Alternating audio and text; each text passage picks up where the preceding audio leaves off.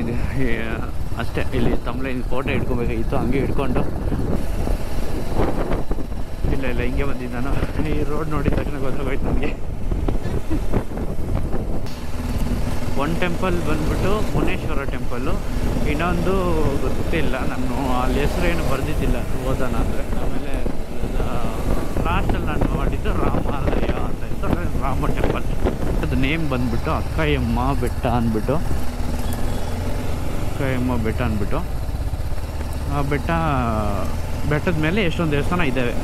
ಆಮೇಲೆ ಈ ಕಡೆನು ಆದರೆ ಇಲ್ಲೊಂದು ಏನು ಡಿಫ್ರೆಂಟಾಗಿ ನಾನು ನೋಡಿದೆ ಅಂದರೆ, ಒಂದೊಂದು ಬೆಟ್ಟದ ಮೇಲೆ ಒಂದೊಂದು ಚಿಕ್ಕದಾಗೆ ಬಂಡೆ ಇರ್ತಿದೆಯಲ್ಲ, ಆ ಬಂಡೆ ಮೇಲೆ ಎಲ್ಲ ನಂದಿ. ಅಲ್ಲಿ ಜೊತೆಯಲ್ಲಿ ಯಾರಿಗಾನ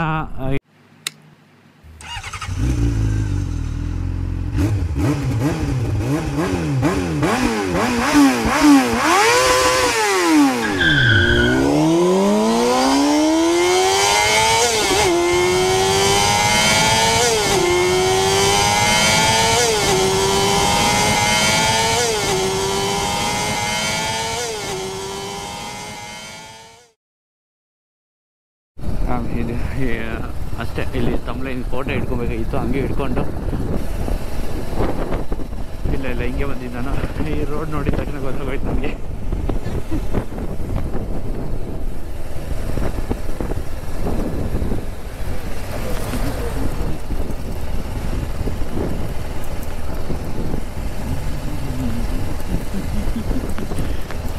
ಪ್ಲೇಸ್ ಬಗ್ಗೆ ಅಲ್ಲೇ ಹೇಳಿರ್ತೀನಿ, ಆದರೂ ಅದು ಹೆಂಗೆ ಬಂದೈತೆ ಗೊತ್ತಿಲ್ಲ ವಾಯ್ಸು, ಬಟ್ ಇವಾಗ ಹೇಳ್ಬಿಡ್ತೀನಿ ಅದ್ರ ಬಗ್ಗೆ ಏನು ಗೊತ್ತಾ ಅಂತ.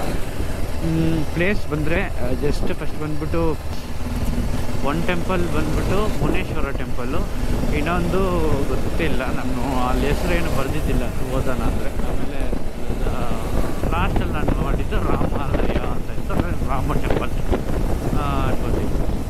ಹೋದೆ. ಆದರೆ ಅಲ್ಲಿ ಇಲ್ಲಿ ಹೋದಾಗೂ ರಾಮ ಟೆಂಪಲ್ ಒಳಗಡೆ ಹೋದಾಗ ಒಂಥರ ಫುಲ್ಲು ಒಂದು ಸೌಂಡ್ ಇಲ್ಲ, ಏನಿಲ್ಲ, ಪೀಸಾಗಿತ್ತು, ಹಂಗೆ ಕೂಲಾಗಿತ್ತು. ಬಟ್ ಆ ಟೆಂಪಲ್ಗೆ ಹೋದಾಗ ಚೆನ್ನಾಗಿತ್ತು. ಬಟ್ ನಾನು ಹೇಳ್ತಾ ಇದ್ದೀನಿ, ರಾಮ ಟೆಂಪಲ್ಗೆ ಹೋದಾಗ ಫುಲ್ಲು ಪೀಸಾಗಿತ್ತು ಅಂತ. ಮತ್ತು ಹಂಗೆ ಆಚೆಗಡೆ ಸೇಮ್ ಬೆಟ್ಟ, ಅದು ನೇಮ್ ಬಂದ್ಬಿಟ್ಟು ಅಕ್ಕಯ್ಯಮ್ಮ ಬೆಟ್ಟ ಅಂದ್ಬಿಟ್ಟು, ಅಕ್ಕಯ್ಯಮ್ಮ ಬೆಟ್ಟ ಅಂದ್ಬಿಟ್ಟು. ಆ ಬೆಟ್ಟದ ಮೇಲೆ ಎಷ್ಟೊಂದು ದೇವಸ್ಥಾನ ಇದ್ದಾವೆ. ಆಮೇಲೆ ಈ ಕಡೆನು ಆದರೆ ಇಲ್ಲೊಂದು ಏನು ಡಿಫ್ರೆಂಟಾಗಿ ನಾನು ನೋಡಿದೆ ಅಂದರೆ, ಒಂದೊಂದು ಬೆಟ್ಟದ ಮೇಲೆ ಒಂದೊಂದು ಚಿಕ್ಕದಾಗೆ ಬಂಡೆ ಇರ್ತಿದೆಯಲ್ಲ, ಆ ಬಂಡೆ ಮೇಲೆ ಎಲ್ಲ ನಂದಿ. ಅಲ್ಲೇ ಕೆತ್ತಿದಾರ ಅದನ್ನು ಗೊತ್ತಿಲ್ಲ, ಇಲ್ಲ ಬೇರೆ ಕಡೆಯಿಂದ ಕೆತ್ತಿರೋದನ್ನ ಎತ್ಕೊಂಬಂದು ಅಲ್ಲಿ ಅಂಟಿಸಿದಾರ ಅಂತ ಗೊತ್ತಿಲ್ಲ ನನಗೆ. ಆದರೆ ಬಂಡೆ ಮೇಲೆ ಒಂದೊಂದು ನಂದಿ ಇದೆ. ಏನಕ್ಕೆ ಆ ಥರ ಮಾಡಿದ್ರು, ಇಲ್ಲ ಇಲ್ಲಿಂದ ಮಾಡ್ಕೊಂಡು ಎತ್ಕೊಂಡು ಹೋಗಿ ಅಲ್ಲಿ ದೇವಸ್ಥಾನದಲ್ಲಿ ಇಕ್ಬೇಕೇನೋ, ಅಲ್ಲಿ ದೇವಸ್ಥಾನ ಒಂದು ಕನ್ಸ್ಟ್ರಕ್ಷನ್ ಮಾಡ್ತಾಯಿದ್ದಾರೆ. ಮೇ ಬಿ ನಂದಿ ಎಲ್ಲ ಇಕ್ತಾರೇನೋ ಸೈಡಲ್ಲಿ ಅಂತ ಅಂದ್ಕೊತೀನಿ. ಕನ್ಸ್ಟ್ರಕ್ಷನ್ ಮಾಡ್ತಾಯಿದ್ದಾರೆ ಒಂದು ದೇವಸ್ಥಾನ. ಅದೇ ದೇವಸ್ಥಾನ ಏನು ಹೆಸರು ಅಂತ ಗೊತ್ತಿಲ್ಲ ಅಂತ ಹೇಳಿದ್ದು. ಅಲ್ಲಿಂದ ಬೋರ್ಡೆಲ್ಲ ಏನು ಹಾಕಿಲ್ಲ, ದೇವರ ಹೆಸರಲ್ಲ.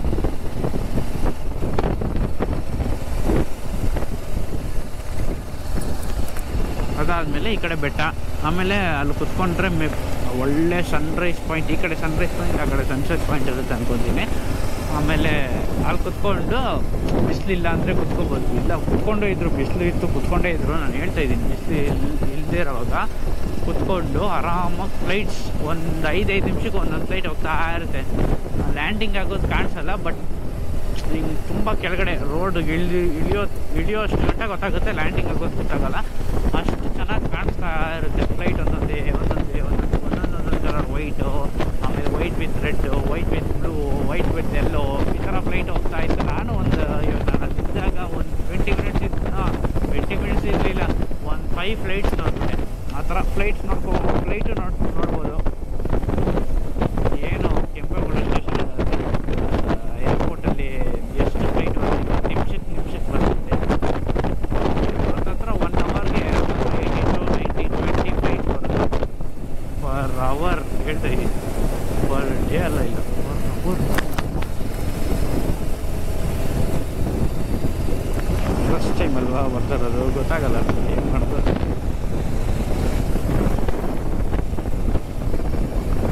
ಯಾಕೋ ಈ ಕಡೆ ಹೋಗ್ತಾ ಇದೆಯಾ ಅಂತಂದರೆ ಇದನ್ನು ಹೋಗುತ್ತೆ ನಮ್ಮ ಮನೆ. ಅಂದರೆ ವರ್ತೂರು ಗೊತ್ತಲ್ಲ, ಅಲ್ಲಿ ಜಾತ್ರೆ ತೇರೆಲ್ಲ ಕಟ್ಟೋರೆ. ಮಧ್ಯಾಹ್ನನೇ 1:30 ಹಂಗೆ ಇನ್ನು ಅಲ್ಲಿ ಹತ್ರ ಹೋಗೋಷ್ಟರಲ್ಲಿ ಒಂದು 12:30 ಸ್ಟಾರ್ಟ್ ಆಗಿಬಿಡುತ್ತೈತೆ ಲೈಟಾಗಿ. ಫುಲ್ಲು ಟ್ರಾಫಿಕ್ ಆಗ್ಬಿಡುತ್ತೆ. ಆ ಕಡೆ ಈ ಕಡೆ ಹೋಗಿ ದಾರಿನೇ ಇರಲ್ಲ. ಅದಕ್ಕೆ ಸುಮ್ಮನೆ ನಾರ್ಮಲಾಗಿ ಯಾವ ರೋಡಲ್ಲಿ ಹೋಗ್ತೀರಿ ಆ ರೋಡಲ್ಲೇ ಹೋಗ್ಬಿಡೋಣ. ನಾರ್ಮಲಾಗಿ ಯಾವ ರೋಡಲ್ಲಿ ಬರ್ಬೇಕು ಅಂದ್ಕೊಂಡ್ರಿ, ಸುಮ್ಮನೆ ಅದೇ ರೋಡಲ್ಲಿ ತೋರಿಸೋದು ಬೇಡ ಅಂತ ಅಂದ್ಕೊಂಡು ಬೇರೆ ರೋಡಲ್ಲಿ ಬಂದಲ್ಲ, ಅದೇ ರೋಡಲ್ಲಿ ಪರವಾಗಿಲ್ಲ ರಿಟರ್ನ್ ಹೋಗ್ಬಿಡೋಣ. ರಿಟರ್ನ್ ಹೋಗುವಾಗ ಅಷ್ಟು ವ್ಲಾಗ್ ಮಾಡೋದಿಲ್ಲ, ರಿಟರ್ನ್ ಹೋಗ್ಬೇಕು. ಇದೆಲ್ಲ ಅಲ್ಲಿ ಮೇಲಿಂದ ನೋಡಿದ್ರೆ ಗೊತ್ತಾಗುತ್ತೆ. ಸ್ವಲ್ಪ ಕಡೆ ಎಲ್ಲ ಮನೆಯೇ ಇರ್ತೈತೆ, ಸ್ವಲ್ಪ ಕಡೆ ಎಲ್ಲ ಫುಲ್ ಫಾರ್ಮಿಂಗ್ ಲ್ಯಾಂಡ್ಸೇ ಇರ್ತೈತೆ. ಇದು ವಿಲೇಜ್ ಅನ್ನೋಕ್ಕಾಗಲ್ಲ, ಸಿಟಿನೂ ಅನ್ನೋಕ್ಕಾಗಲ್ಲ, ಎರಡು ಮಿಕ್ಸ್ಡ್.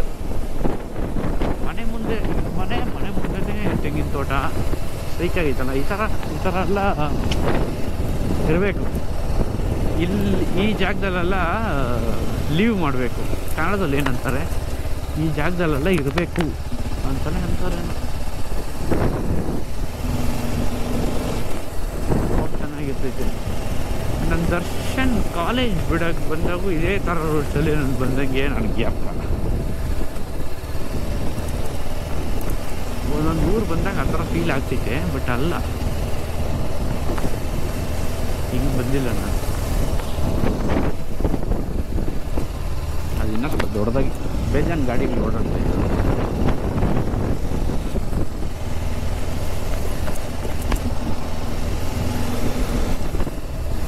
ಅಷ್ಟೇ. ಆಮೇಲೆ ಈ ಕಡೆ ಬಂದೆ ನಾನು. ಯಾಕಪ್ಪ ಮಿಲ್ಟ್ರಿಯವರೆಲ್ಲ ಓಡ್ತವ್ರೆ ಅಂತ ಮುಂದೆ ವ್ಲಾಗಲ್ಲಿ ಹೇಳಿರ್ತೀನಿ. ಆದರೆ ಇಲ್ಲಿ ಹೆಂಗೆ ಅಂದರೆ, ಇಲ್ಲಿ ಎಕ್ಸಾಮ್ ಬರೆಯೋಕ್ಕೆ ಕೊಟ್ಟವ್ರೆ. ಕೆಳಗಡೆ ಕೂರಿಸಿ ಎಕ್ಸಾಮ್ ಬರೆಯೋದು. ಕೆಳಗಡೆ ಕೂರಿಸಿ ಎಕ್ಸಾಮ್ ಬರೆದ್ಮೇಲೆ ಪೇಪರ್ ಇಸ್ಕೊಂಡು ಓಡಬೇಕಂತೆ. ಹಂಗೆ ಇದ್ದಿದ್ದು. ನಾನು ಏನೋ ಅಂದ್ಕೊಂಡೆ ಫಸ್ಟ್, ಏನೋ ಮಿಲ್ಟ್ರಿಯವ್ರು ಓಡ್ತವ್ರೆ, ಏನೋ ಪ್ರಾಬ್ಲಮ್, ಏನೋ ಸಮಥಿಂಗ್ ಅದಕ್ಕೆ ಓಡ್ತವ್ರೆ ಅಂದ್ಕೊಂಡ್ರೆ, ಇನ್ಮೇಲೆ ಬಂದರೆ 2 ಮಿಲ್ಟ್ರಿ ಲಾರಿ ಇತ್ತು, ಅದ್ರಲ್ಲಿ ಕರ್ಕೊಂಬಂದವ್ರು ಅವ್ರನ್ನ. ಎಕ್ಸಾಮ್ ಬರೆದ್ಬಿಟ್ಟು ಓಡ್ತವ್ರೆ. ಏನಂತಾನೆ ಅರ್ಥ ಆಗಿಲ್ಲ. ನಿಮಿಷ ಇದೆ. ಇಲ್ಲಿ HRB ಲೇಔಟ್ ಹತ್ರನೇ ಬಂದುಬಿಟ್ರಿ. ಇನ್ನೊಂದು 1 hour ಮನೆಗೆ ಹೋಗ್ಬಿಡ್ತೀನಿ ನಾನು. ಮತ್ತು ಪ್ಲೇಸ್ ಅದೇ ಹೋಗಿ ವಿಸಿಟ್ ಮಾಡಿರಿ ಆ ಪ್ಲೇಸ್ಗೆ. ಆದರೆ ಮಾಡಿರ್ತೀರ ಬೇಜಾನ್ ಜನ, ಮಾಡ್ದಿಲ್ದಿರೋರು ಮಾಡಿರಿ, ಚೆನ್ನಾಗಿದೆ ಆ ಪ್ಲೇಸು. ಜೊತೆಯಲ್ಲಿ ಯಾರಿಗಾನ ಗೈಡ್ ಮಾಡೋಕ್ಕೆ ಇಂಟ್ರೆಸ್ಟ್ ಇದ್ದರೆ ನನಗೆ ಮೆಸೇಜ್ ಮಾಡಿ ಇನ್ಸ್ಟಾಗ್ರಾಮಲ್ಲಿ. ಸೇಮ್ ಯೂಟ್ಯೂಬಲ್ಲಿ ಏನು ಹೆಸರು ಇದೋ ಅದೇ ಹೆಸರೇ ಇನ್ಸ್ಟಾಗ್ರಾಮಲ್ಲೂ ಐತೆ. ನನಗೆ ಹಾಯ್ ಅಂತ ಮೆಸೇಜ್ ಮಾಡಿದ್ರೆ ಸಾಕು, ನಾನು ರಿಪ್ಲೈ ಮಾಡ್ತೀನಿ. ನಾನು ಆಲ್ಮೋಸ್ಟ್ ಎಲ್ಲ ಬೆಂಗಳೂರಲ್ಲಿರೋರೇ ಮೆಸೇಜ್ ಮಾಡಿ. ಯಾಕಂದರೆ ಅವಾಗೇ ನೀವು ಒಂದೇ ಜಾಯ್ನ್ ಆಗಿ ರೈಡ್ ಮಾಡೋಕ್ಕಾಗೋದು. ಯಾಕಂದರೆ ಇಲ್ಲಾಂದರೆ ಆಗಲ್ಲ, ದೂರ ಇದ್ದರೆ ಆಗಲ್ಲ ಅಂತ ಅಷ್ಟೇ, ಬೇರೆಲ್ಲ ಏನಿಲ್ಲ. ಬರೋಕ್ಕೆ ರೆಡಿ ಇದ್ದರೆ ನಾನು ಓಕೆ ಅಂತೀನಿ, ನನಗೇನು ಇದಿಲ್ಲ, ಪ್ರಾಬ್ಲಮ್ ಇಲ್ಲ. ಆದರೆ ಹೇಳ್ತಾಯಿದ್ದೀನಿ, ಜಸ್ಟ್ ದೂರದಿಂದ ಎಲ್ಲ ಬಂದರೆ ಕಷ್ಟ ಅಲ್ವಾ, ಅದಕ್ಕೆ, ಬೇರೆಲ್ಲ ಏನಿಲ್ಲ. ವ್ಲಾಗು ಇಲ್ಲೇ ಎಂಡ್ ಮಾಡ್ಕೊಳೋಣ ಅಂದ್ಕೊಂಡಿದ್ದೀನಿ. ತುಂಬ ದೊಡ್ಡದಾಗಿ ಹೋಗುತ್ತಾ ಏನೋ ಗೊತ್ತಿಲ್ಲ. ನೋಡಿ ಆದಷ್ಟು ಫುಲ್ ವ್ಲಾಗ್ ನೋಡಿ, ಅವಾಗೆ ನನಗೆ ಸ್ವಲ್ಪ ಯೂಸ್ಫುಲ್ ಆಗುತ್ತೆ. ವಾಚಿಂಗ್ ಅವರ್ಸ್ ಇನ್ಕ್ರೀಸ್ ಆಗುತ್ತೆ. ನನ್ನ ವ್ಲಾಗ್ ಯಾರನ್ನ ಲಾಸ್ಟ್ ಗಂಟೆ ನೋಡಿದರೆ ಅವರು ಒಂದು ಮೆಸೇಜ್ ಹಾಕಿ, ಒಂದು ಕಮೆಂಟ್ ಮಾಡಿ, ನಿಮ್ಮ ವ್ಲಾಗ್ ಲಾಸ್ಟ್ ಗಂಟೆ ನೋಡಿದೆ ಅಂತ. ಆಮೇಲೆ ಇಫ್ ಸಪೋಸ್ ಇವಾಗ ಜಾಸ್ತಿ ಜನ ನೋಡ್ತಾ ಇದ್ದಾರೆ ಅಂದರೆ ಜಾಸ್ತಿ ಜನ ಸಬ್ಸ್ಕ್ರೈಬ್ ಮಾಡ್ಕೊಂಡಿದ್ದಾರೆ. ಫಸ್ಟೆಲ್ಲ ಫ್ರೆಂಡ್ಸ್ ಫ್ಯಾಮಿಲಿ ಇಷ್ಟೇ ಜನ ಇದ್ರು, ಬಟ್ ಇವಾಗ ಎಕ್ಸ್ಟ್ರಾ ಇದ್ದಾರೆ. ಅವರೆಲ್ಲ ಯಾವ ಊರಿಂದ ಅಟ್ಲೀಸ್ಟ್ ನೋಡ್ತೀರಂತ ಅದೊಂದು ಕಮೆಂಟ್ ಆಗಿದ್ರೆ ನನಗೆ ಖುಷಿ ಪಡ್ತೀನಿ. ನಾನು ನೋಡ್ತೀನಿ, ಇಲ್ಲಿಂದ ನಾನು ವ್ಲಾಗ್ ನೋಡ್ತಾರೆ ಅಂತ ಅಂದ್ಕೊತೀನಿ. ನೋಡಿ ಕಮೆಂಟ್ ಮಾಡಿ. ಆ ಥರ ಏನೋ ಇದ್ದರೆ ದೂರದಿಂದ ನನ್ನ ವ್ಲಾಗ್ಸ್ ನೋಡಿದ್ರೆ, ಹತ್ರ ಇರೋ ಪರವಾಗಿಲ್ಲ, ಕಮೆಂಟ್ ಮಾಡಿ, ನನಗೂ ಒಂಥರ ಹ್ಯಾಪಿ ಆಗುತ್ತೆ ಅಂತ ಅಷ್ಟೇ.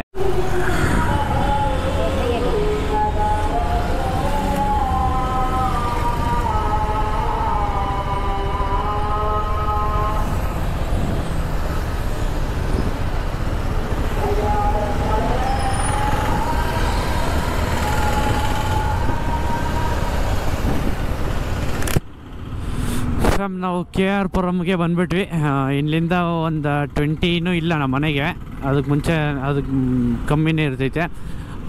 ನಾನೀಗ ಈ ವ್ಲಾಗ್ನ ಇಲ್ಲೇ ಎಂಡ್ ಮಾಡ್ಕೊಳೋಣ ಅಂತ ಅಂದ್ಕೊಂಡಿದ್ದೀನಿ. ಇಲ್ಲಿಂದ ಏನಿಲ್ಲ, ಇವಾಗ ಫೋನಲ್ಲಿ ಸಾಂಗ್ ಹಾಕ್ಕೊಂಡು ಬ್ಲೂತ್ ಕಿವಿಯಲ್ಲಿ ಇದೆ ಏರ್ಪಾಡ್ಸು, ಹಂಗೆ ಮನೆಗೆ ಹೋಗ್ಬಿಡೋದು ಆರಾಮಾಗಿ ಅಷ್ಟೇ.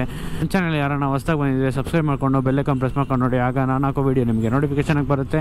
ಮತ್ತು ಗಾಡೀಲಿ ಹೋಗೋರು ಹೆಲ್ಮೆಟ್ ಕಂಪಲ್ಸರಿ, ರೈಡಿಂಗ್ ಜಾಕೆಟು ಅದೆಲ್ಲ ಇದ್ದರೆ ಇನ್ನೂ ಒಳ್ಳೆಯದು, ಇದ್ದರೆ ಹಾಕ್ಕೊಂಡೋಗಿ. ನನ್ನ ಹತ್ರನೂ ಇಲ್ಲ, ಬಟ್ ಹೇಳ್ತಾಯಿದ್ದೀನಿ, ಇರೋರು ಹಾಕ್ಕೊಂಡು ಹೋಗ್ರಿ, ಬಿಟ್ಬಿಟ್ಟೆಲ್ಲ ಹೋಗ್ಬೇಡ್ರಿ, ಇಲ್ಲ ಬೇಡ ಅಂತ ಫ್ರೀಯಾಗಿರಬೇಕು, ಅದೆಲ್ಲ ಸೇಫ್ಟಿ ನಮಗೆ ಆ್ಯಕ್ಚುಲಿ. ಆಮೇಲೆ ಕಾರಲ್ಲಿ ಹೋಗೋರು ಸೀಟ್ ಬೆಲ್ಟ್ ಹಾಕ್ಕೊಂಡು ಹೋಗ್ರಿ. ಮತ್ತು ನಡ್ಕೊಂಡು ಹೋಗೋರು ಅಷ್ಟೇ, ಫೋನ್ ನೋಡ್ದಿರಾ ಸುಮ್ಮನೆ ಫೋನ್ ನಡ್ಕೊಂಡೆಲ್ಲ ಹೋಗ್ಬಾರ್ದು. ಫೋನ್ ಪಾಕೆಟೆಲ್ಲ ಬ್ಯಾಗಲ್ಲಿ ಇಟ್ಕೊಂಡು ಸುಮ್ಮನೆ ನಡ್ಕೊಂಡು ಹೋಗ್ರಿ, ಆವಾಗ ನೀವು ಸೇಫಾಗಿರ್ತೀರ. Okay guys, let's meet in our next video. ಅಲ್ಲಿ ತನಕ ಬಾಯ್ ಬಾಯ್, ಟೇಕ್ ಕೇರ್, ಬಾಯ್ ಬಾಯ್.